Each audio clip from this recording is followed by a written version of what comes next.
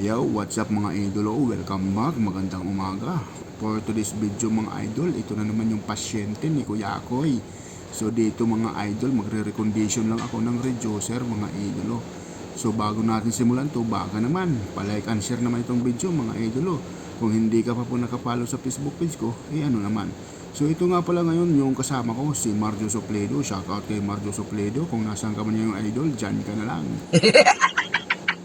Kung usapang trabaho lang mga idol, wala akong masabi sa taong to sa sobrang sipag.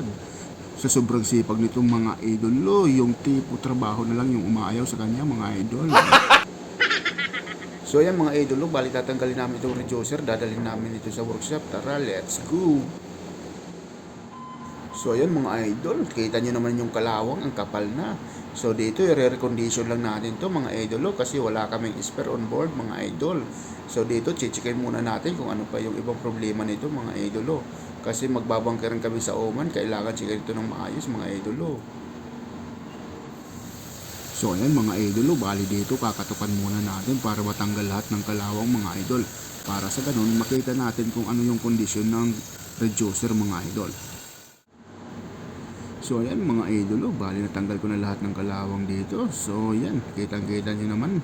So far okay pa naman yung kondisyon ng reducer na to mga idolo. Medyo makapal pa. So yung gagawin lang natin ay bibuild upan lang natin ng konti ito mga idolo. So ayan mga idol, bale yung recommendation ni Kuya Akoy dito mga idol, palitan ng bago. So dito mga idol, bale sinukatan ko itong malaking plants, kukunin ko lahat ng details nito mga idol dahil mag-o-order kami ng bagong plants mga idol. So pagkatapos natin sukatan itong malaking plants, babalik rin naman natin mga idol. So susukatan din natin itong maliit na plants. Kailangan makuha natin yung tamang details nito mga idol para hindi tayo magkamali once na mag-order tayo. So dito tinanong pa nga ako ni Chief Engineer kung anong magandang gawin daw dito mga idol. Sabi ko palitan ng bago. Ganyan katindi si Kuya Akoy, mas matindi pa sa Supercar mga idol.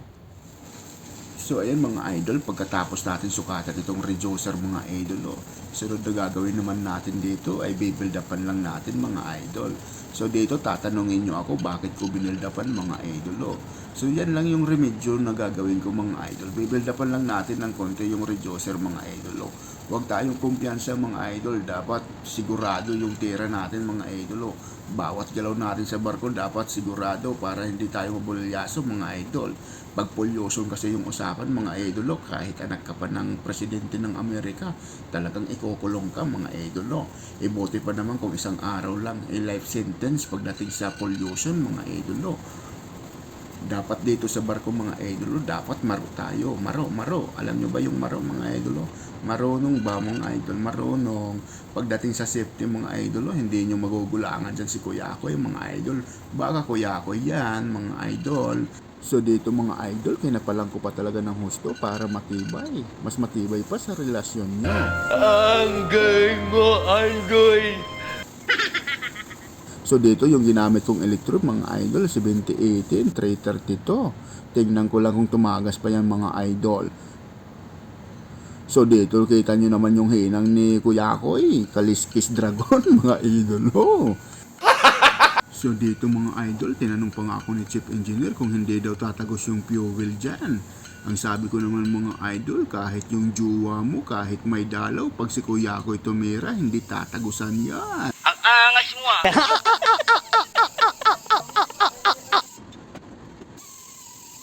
So dito pagkatapos ko build up ang mga idol, lilinisan ko naman ng maayos mga idol. Bali tatanggalin ko dito yung mga natirang kalawang mga idol dahil pagkatapos nyan ay pipinturahan ko mga idol para magmukhang bago at makinis mga idol. Parang asawa ng marino, laging mabango at makinis, kaya si kumpare takam na takam lagi.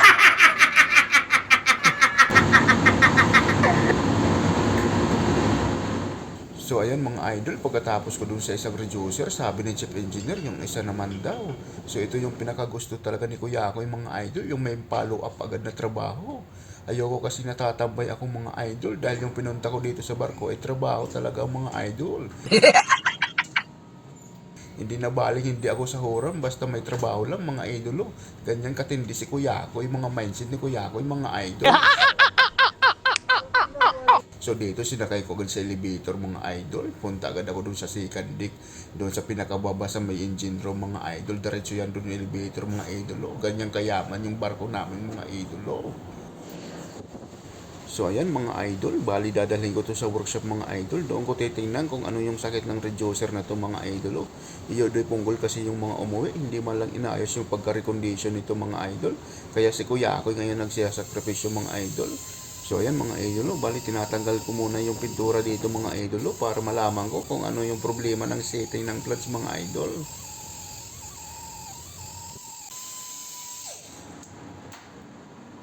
So ayan mga idol, bali malinis na yung setting ng plants mga idol. So dito dahan-dahan lang natin check upin kung ano yung sakit nito mga idol. So tingnan nyo yung setting ng plants mga idol dahil importante yan mga idol. Dapat pantay yan no. So nakikita nyo yan mga idol. Yun yan, tinuturo ni Kuya ako yung mga idol. So yan yung problema mga idol. So medyo lumubog siya. So kailangan natin build upan yan. Kasi if in case na gamitin to sa bunkering mga idol, hindi siya magli-leaking, no? Yan, no? Kasi yung mga loko-loko kasi yung umuwi, pininturahan lang, hindi tiningnan yung setting mga idol. Yan, no? Yan mga binibilogan ni Kuya ako yung mga idol. Hindi papasa kay Kuya ako yan, ha? Pag si Kuya ako yun talaga nag-check yan, hindi papasa yan mga idol. Shout out dyan sa mga aspiring Peter natin dyan mga idol, no? Tingnan yung ginagawa ni Kuya ako. Huwag tayo kumpiyansa mga idol, no? Huwag lagi natin irarason, bahala si chief engineer dyan, problema ni chief engineer yan. Hindi ganun mga idol. Dapat tayong mga Peter maging responsible din tayong mga idol. Dahil safety yung pinag-uusapan dito. So ayan mga idol, pagkatapos ko checkin yung reducer mga idol, so nagagawin ko naman dito ay bibuild upan ko yung mga minarkingan ko dyan mga idol. So yung gamit kong electrode dito ay 6013 lang mga idol. So dito mga idol, alam ko tatanungin nyo ako kung bakit hindi ko na lang pinalitan ng bago. Bakit puro recondition lang mga idol. So dito sa barko na sinasakyan ko mga idol, walang spare on board mga idol. At saka alam yan ni Chief Engineer mga idol. So ganyan na lang ginawa ko para maremedyohan naman natin ng konti. Para pag ginamit itong reducer ay hindi tayo mang problema mga idol. No?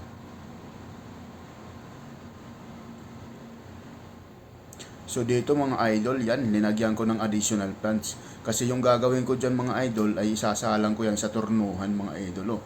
So dahil malaki yung plants doon mga idol, yung ginawa ko, linagyan ko ng additional plants mga idol. So ayan no, dapat pag naglagay tayo ng ganyang additional plants, dapat equal, pantay mga idol. Para pag linagay natin yung salit machine ay hindi magwagol siya mga idol. So ayan ngayon, nilagay ko na sa lit machine mga idolo. So take note lang tayo dito. Yung speed ng lit machine na gagamitin lang natin, yung pinakamabagal talaga mga idol. So ayan no. So dito tinisting ko muna. So far okay naman yung ikot mga idol, hindi siya wagol. Kasi nga pantay yung pagkalagay ko ng plants mga idol. So mamaya panoorin nyo dahil ituturo ko rin sa inyo kung paano ko ilagay yung plants para hindi maging wagol mga idol. So dito mga idol, padahan-dahan lang yung pakain natin sa tollbit. Huwag natin masyadong lalakyan mga idol. Dahil may tendency na mabungal yung tollbit natin mga idol. No? So syempre, pinaka-importante dito mga idol, yung speed ng lit machine. Dapat nasa pinaka-mabagal na speed mga idol. So ayan kita nyo yung binildapan ko mga idol. Yan. For sure, ganyan mga idol, pantay na yan. Wala talagang tagas yan mga idol. So dito, syempre, lalagyan natin ng groove yung setting ng plants mga idol para magsilyo ng maayos. So basta yung pinaka-importante dito ay yung speed, no? Papaikutin lang natin ng dahan-dahan mga idol, no? Kagaya sa ating mga marino, pinapaikot lang ng dahan-dahan mga idol. Yes. So ayan mga idol, bali nalagyan na natin ng groove. So dalawang groove yung linagay ko dyan mga idol. Yan talaga, pag nahigpitan pa yan ng bolt mga idol, panigurado yan, hindi yan tatagas mga idol, no? So ayan dito mga idol, tatanggalin na natin sa turnuhan para matanggal ko na rin yung linagay kong plants dyan mga idol. So ayan mga idol, di ba makinis na makinis. Parang asawa lang ng seaman. Sobrang kinis, kaya si kumpari, sabik na sabik.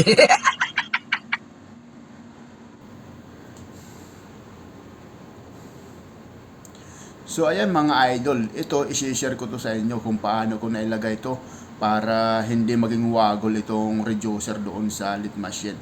Ay syempre mga idol, unang-una kailangan mo sukatin mga idol para makuha mo yung tamang posisyon. Yan sinukat ko ng caliper yan dyan, tapos sukatin mo dito sa kabila ulit. Dapat yung sukat niyan parehas. Tapos dito naman, sukat ka naman dyan mga idol, ganyan, Tapos doon naman sa kabila, sukatin mo na naman ng ganyan mga idol, Pagkatapos natin dyan, dito ka na naman sa gilid, sukat ka na naman ng ganyan mga idol. Tapos dito naman sa opposite side, sukatin mo na naman ng ganyan. Tapos doon naman sa kabila, sukatin mo na naman. So tapos doon naman sa opposite side, sukatin mo ng ganyan. So ganyan lang ginawa akong mga diskarte mga idol. Kuya ako lang na diskartehan. So dito tatanggalin na natin mga idol yung additional plants na linagay ko dyan. So ayan. So ayan na mga idolo. So natanggal ko na dito. So i-grind naman natin yung pinag-weldingan natin dyan para makinis na makinis tingnan mga idolo. Ganyan yung mga discarding kuya ko yung mga idol. Kung gusto nyo matuto ng mga diskartehan kuya ko, panoorin nyo lang itong video ko mga idolo. And then huwag din kalimutan i-share mga idol. And then paki-like na rin mga idolo. So ayan mga idol, bali anuhin muna natin yung setting dito sa kabila, Titingnan natin kung goods pa ba o hindi, mga idol. So diyan lilinisan muna natin, So ayan, Bali yung gamit ko diyan yung file mga idol, yan, So dito ituturo ko sa inyo kung paano natin makikita kung pantay yan. So ayan mga idol, So dito naman checkin ko yung kabilang side mga idol. So dito gagamit ako ng file mga idol para malaman ko kung pantay yung setting ng plants.